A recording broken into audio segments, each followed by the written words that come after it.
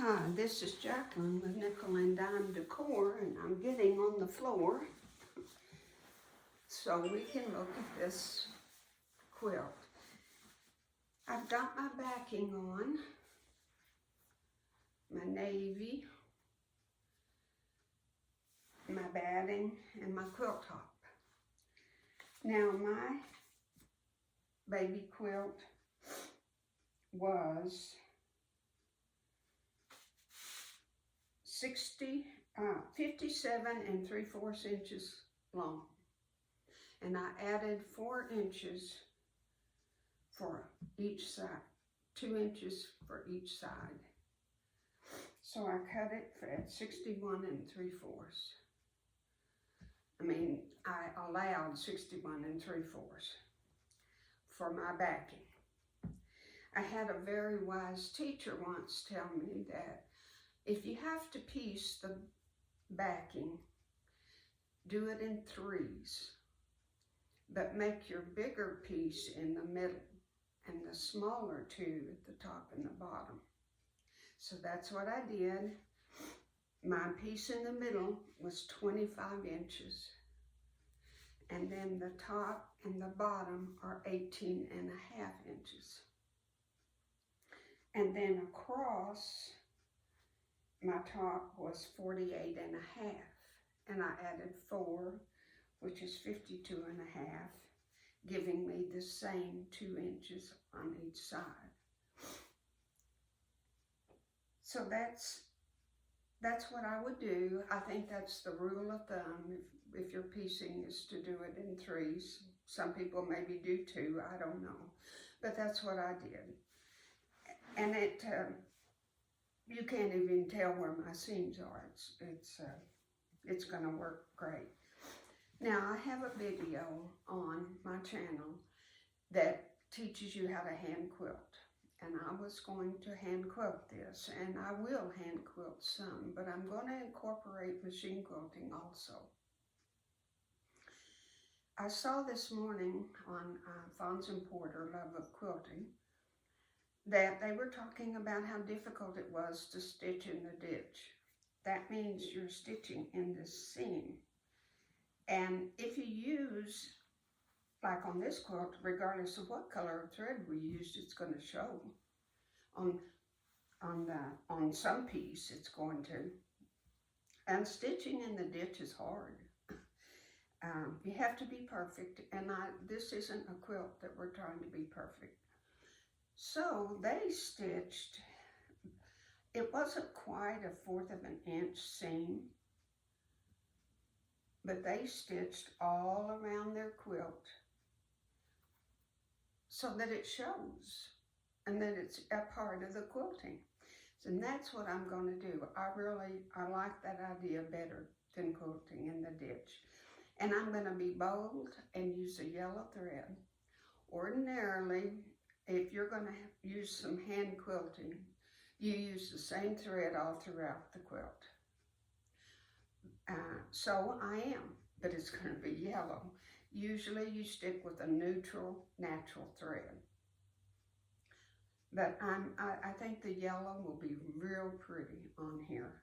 So I'm going to go all the way around, and I'm going to do half of the quilt, well, 1/4 really, then in the machine, and then turn it and do the other, and then do one part and do the next.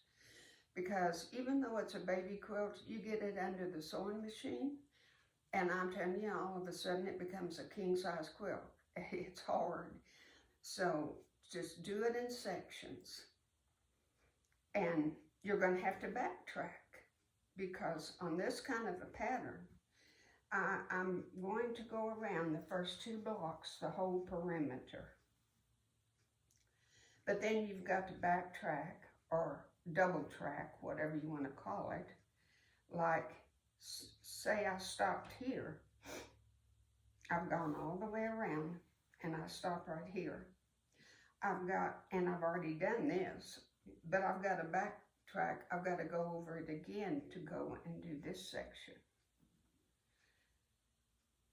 So that's just what you've got to do. Ordinarily on quilting, you say don't go over it again, but that just doesn't apply to this pattern. You have to. You have no choice.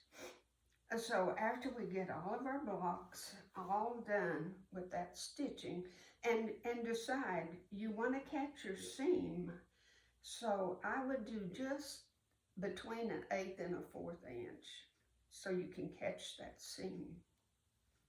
That's why it was so important to press your seams correctly, because in quilting, that's what you do, is catch those seams. Then after it's all done, the inside, I'm going to pick a pretty stencil and hand quilt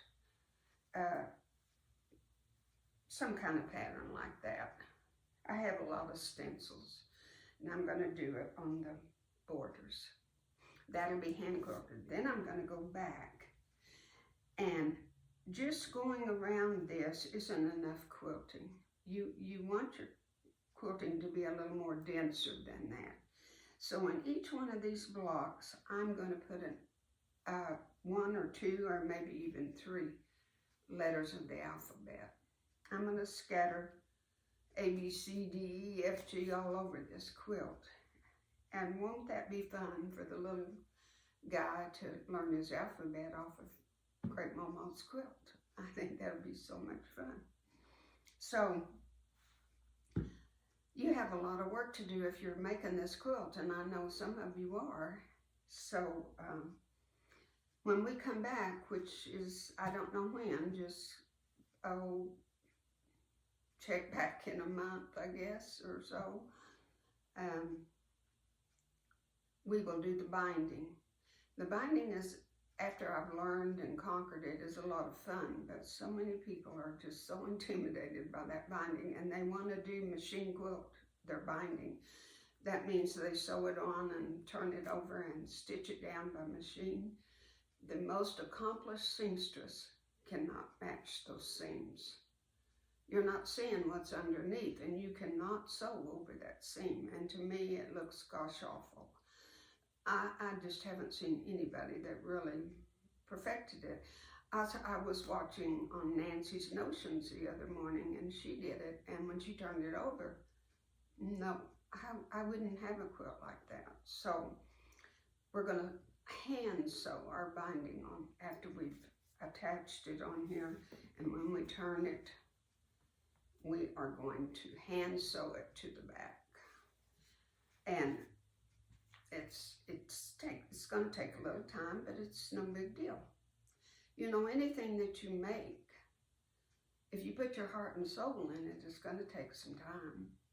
And don't shortcut it. This is going to last a lifetime. And I would encourage you to put a label. When we do our binding, I'll show you how to put your label on here. Well, that's it for today. I've got to get up off the floor and turn my camera off.